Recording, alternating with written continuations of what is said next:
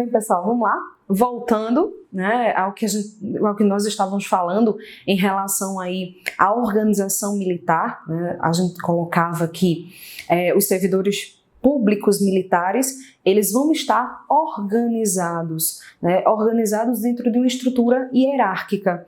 Então, na Bahia, de forma específica, você vai ter lá uma estruturação hierárquica diferenciada, né? Então, você teria aí uma estruturação da corporação que vai se iniciar entre os soldados de primeiro grau, passando para cabo e depois para primeiro sargento.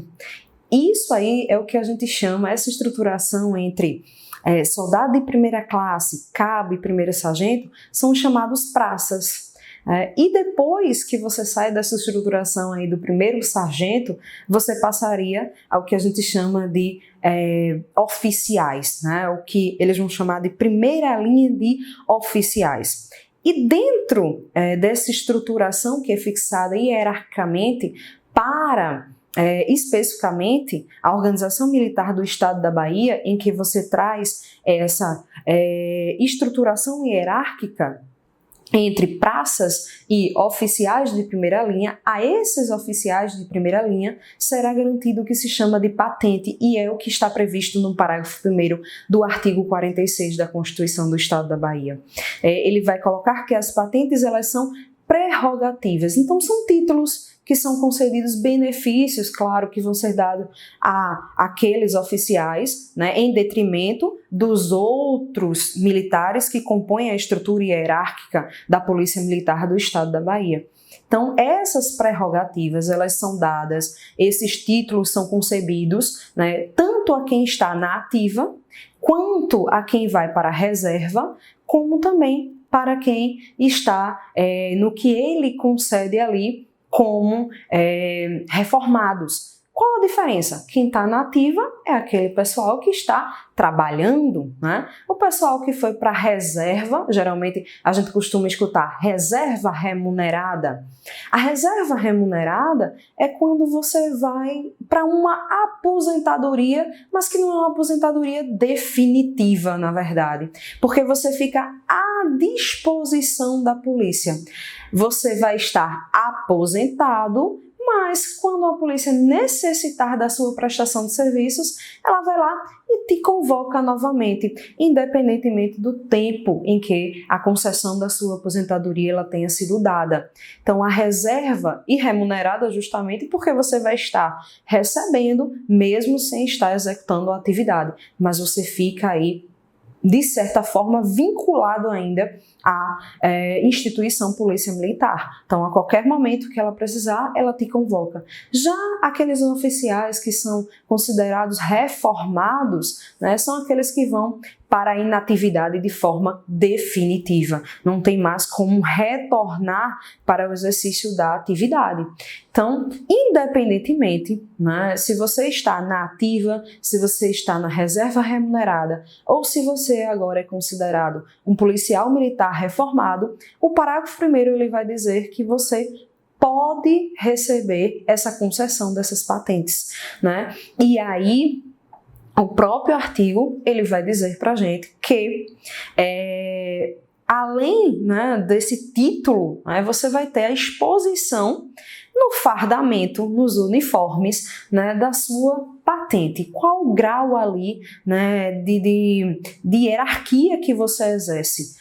E lá na sua vestimenta, no seu uniforme, vai ser colocado o tipo de patente que você recebeu, o grau hierárquico, a importância que você tem na instituição militar. Essas patentes elas são concebidas de acordo com o tempo de exercício da atividade militar que você possui.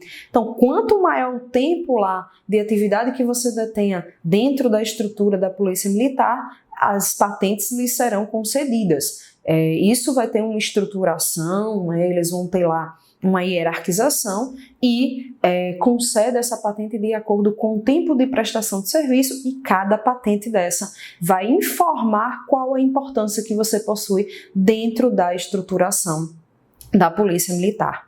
O parágrafo seguinte, que é o parágrafo 2º, ele vai trazer para a gente que os postos e as patentes dentro da Polícia Militar do Estado da Bahia, eles serão concedidos, e claro, do Corpo de Bombeiros, já que a gente viu que os servidores públicos militares, eles são compostos pelo policial militar e pelos bombeiros, eles serão concedidos pelo governador do estado, né? Então, o governador do estado é quem vai conceder esses postos e essas patentes aos integrantes da Polícia Militar.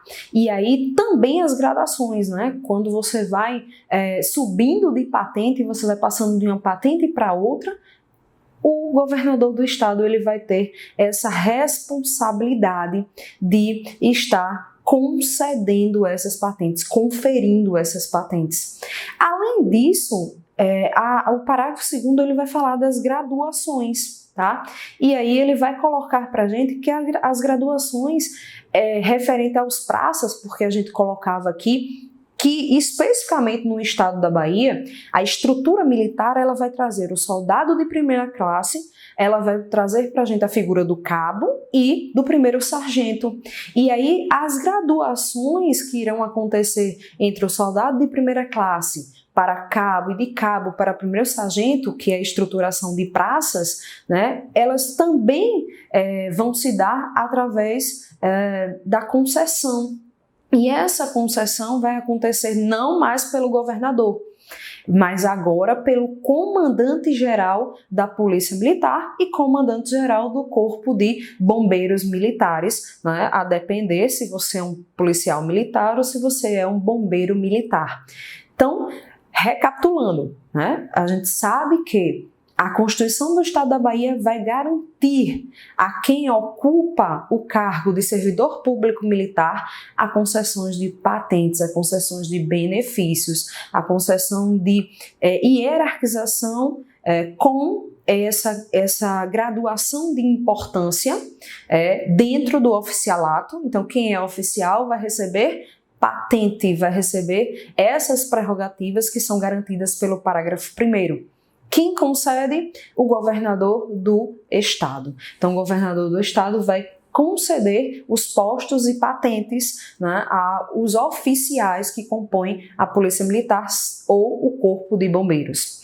Já em relação às graduações que são concedidas os praças, né, que a gente já colocava aqui, que são os soldados de primeira classe, os cabos e os primeiros sargentos. Aí a responsabilidade agora será do comandante-geral da Polícia Militar ou do comandante-geral do Corpo de Bombeiros, respectivamente, a depender, né, se você é um policial militar ou se você é um bombeiro militar.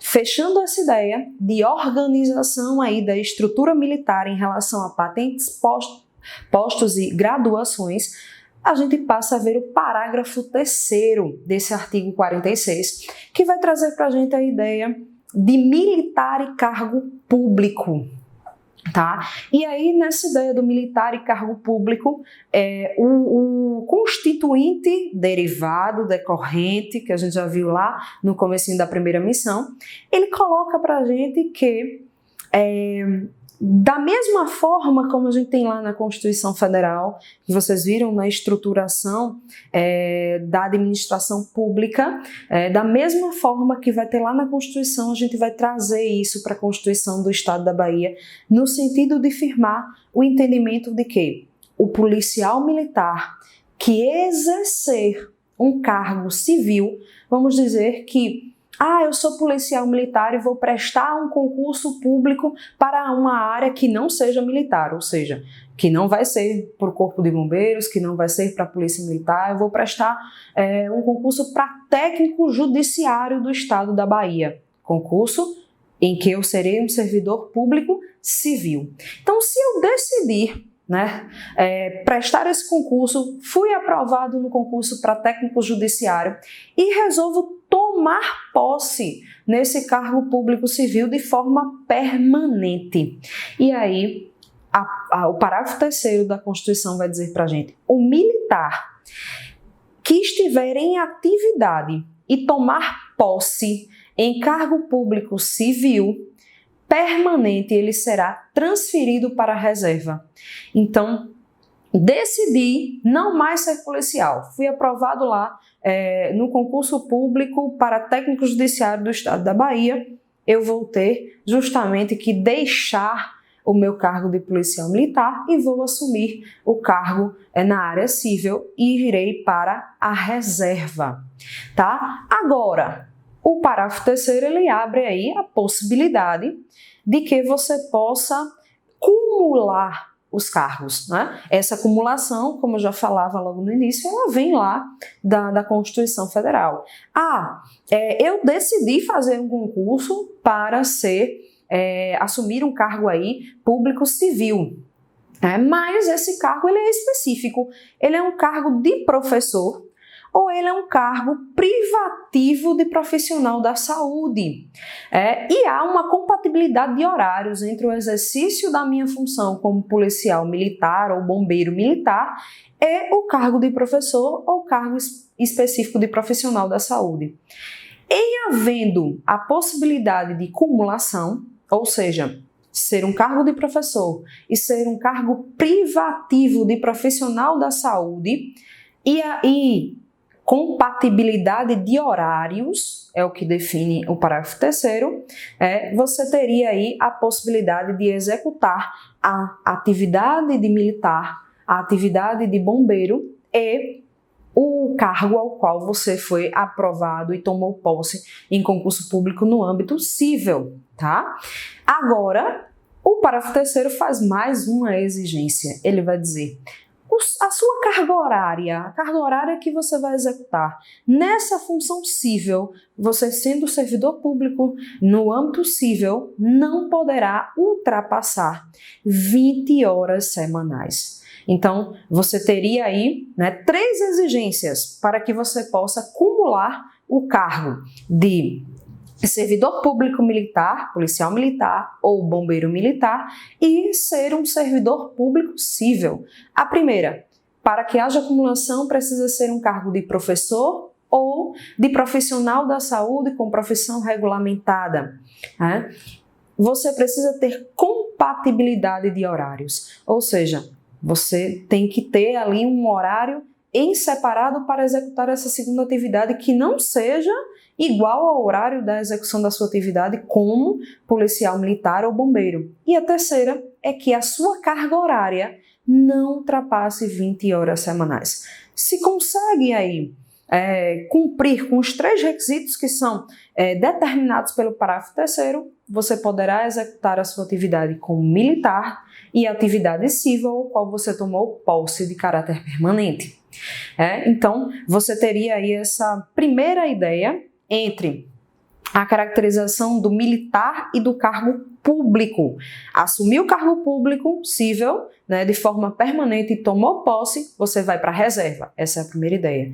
Mas eu posso executar as 2 atividades, ser servidor militar e ser servidor civil? Posso, desde que eu siga as regras que a gente mencionou anteriormente. Isso é o que está no parágrafo 3º. O parágrafo 4º vai continuar falando sobre essa ideia do militar e do cargo público, só que agora ele vai trazer a ideia da função pública temporária. Inicialmente a gente falou do concurso público que você tomou posse. No parágrafo 4º ele vai falar da função pública temporária.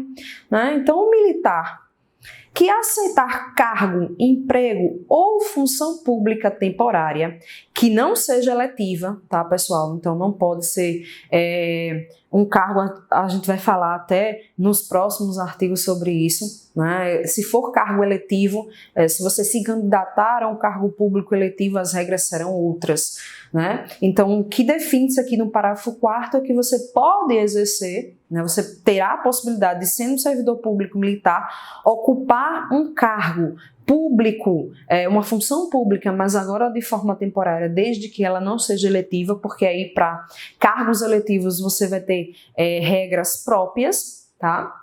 E o parágrafo continua dizendo: independentemente dessa função pública temporária, ela ser exercida na administração indireta ou direta, Diga-se administração direta vai ser aquela administração que está vinculada à União, Estado, Distrito Federal e municípios, né? Administração indireta, autarquias, fundações, sociedades de economia mista e empresas públicas.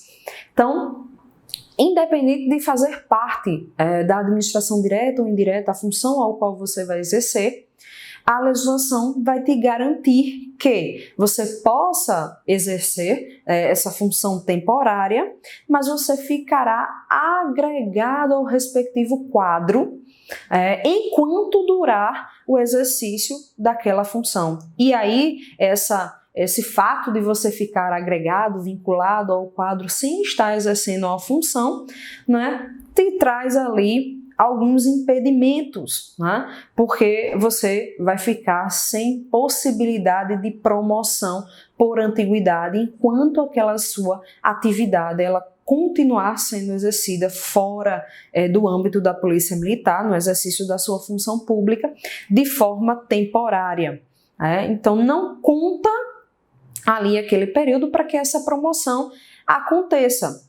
Continua a contar o tempo ali para a sua concessão de aposentadoria, né? A transferência para a reserva, como a gente já mencionou, aquela aposentadoria remunerada, mas que você fica ali com a possibilidade de retorno ao serviço público militar, vai contar como tempo de serviço, o tempo que você fica ali no exercício daquela função pública, mas não te autoriza, né, a haver aquela promoção por antiguidade, né, porque você ali não estaria no exercício da função. E o parágrafo 4º ainda traz uma prerrogativa específica, porque ele vai dizer que se você ficar 2 anos afastados, depois de 2 anos desse afastamento, então, a função pública que eu passei a exercer é uma função que eu já estou exercendo há mais de 2 anos, né? O parágrafo 4º vai dizer que, contado esse prazo de 2 anos, você vai para inatividade.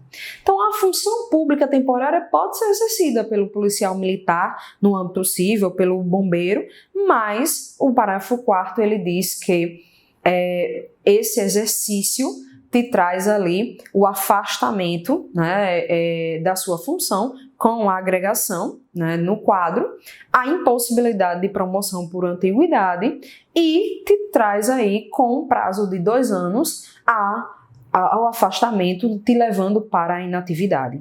Então, o parágrafo 4º autoriza, né, mas traz aí algumas prerrogativas para essa caracterização aí do cargo público civil e o exercício da sua função como militar, tá? Bem, o parágrafo 5º já vai sair um pouquinho dessa seara, né, de organização, de estruturação da Polícia Militar, já vai sair aí do exercício de outros cargos que você possa exercer dentro do exercício da função militar e no âmbito civil, e vai trazer você aí para a questão da possibilidade de condenação judicial dentro do exercício da função militar, como policial militar ou como bombeiro. E ele vai dizer o seguinte, que o servidor militar condenado na justiça comum ou militar a pena privativa de liberdade superior a 2 anos, por sentença transitada em julgado, ele será excluído da corporação.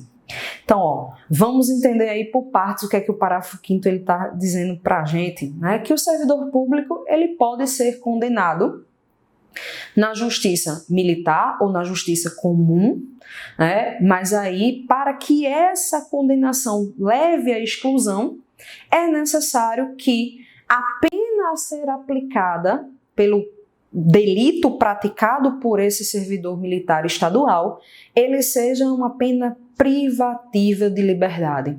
Então, você terá o seu direito de ir e vir cerçado, né? Então, ele foi cerceado, você não pode mais se deslocar com a garantia constitucional que é dada, da liberdade de ir e vir, e aí, consequentemente, o parágrafo 5º vai te dizer que, aplicada a pena privativa de liberdade, mas precisa ser uma pena privativa de liberdade que tenha a possibilidade de que você fique sem poder circular pelo prazo de 2 anos, então a pena aplicada ela foi uma pena superior a 2 anos, então se você recebeu a pena privativa de liberdade acima de 2 anos, você vai ter aí a possibilidade, né, a aplicabilidade da exclusão da corporação. Agora, além de você ter a pena privativa de liberdade aplicada superior a 2 anos, é necessário que essa sentença ela tenha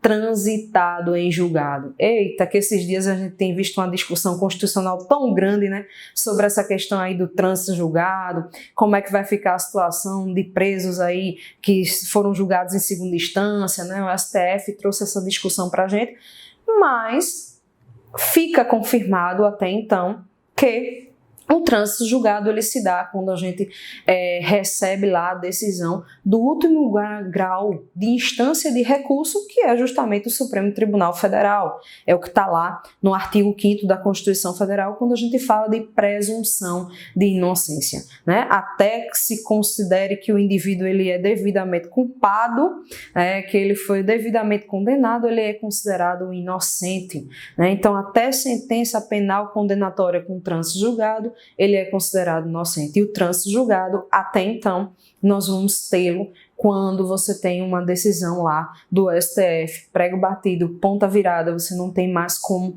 recorrer daquela decisão e aí, consequentemente, você terá a figura do trânsito julgado. Claro que o trânsito julgado ele pode acontecer antes de você chegar até lá o STF, né? Porque se você não apresenta um recurso frente a uma sentença que foi concedida pelo juiz, seja ele de primeira ou de segunda instância, passou o prazo recursal, né? Você não apresentou um recurso para tentar alterar aquela decisão que foi concedida pelo juiz, dentro do prazo estabelecido, na maioria das vezes, um prazo de 15 dias, né, já que o nosso Código de Processo Civil instituiu essa regra aí dos recursos terem um prazo único de 15 dias. Então, passado o prazo, no 16º dia, se você não apresenta o recurso que é devido, consequentemente, você terá aí o trânsito em julgado, aquela sentença ela vai ficar imodificável, tá? E aí, o indivíduo ele será excluído da corporação, ele vai perder totalmente o cargo público ao qual ele estava vinculado, tá? E dando continuidade a essa parte aí que a gente pode dizer que seria uma parte penal que foi incluída na Constituição sobre os servidores públicos militares, falando inicialmente dessa possibilidade de exclusão por sentença judicial com pena aplicada acima de 2 anos, com trânsito julgado, nós temos aí a questão da declaração de indignidade. Tá? A Constituição do Estado da Bahia, no parágrafo 6º, ela vai falar para a gente sobre isso, né? Um policial, um oficial, na verdade, seja ele da Polícia Militar ou do Corpo de Bombeiros, ele pode ser considerado indigno, ele pode receber uma declaração de indignidade. E aí, quando é que essa declaração ela vai se dar, né? Quando é que o policial ele vai receber ou o bombeiro vai receber?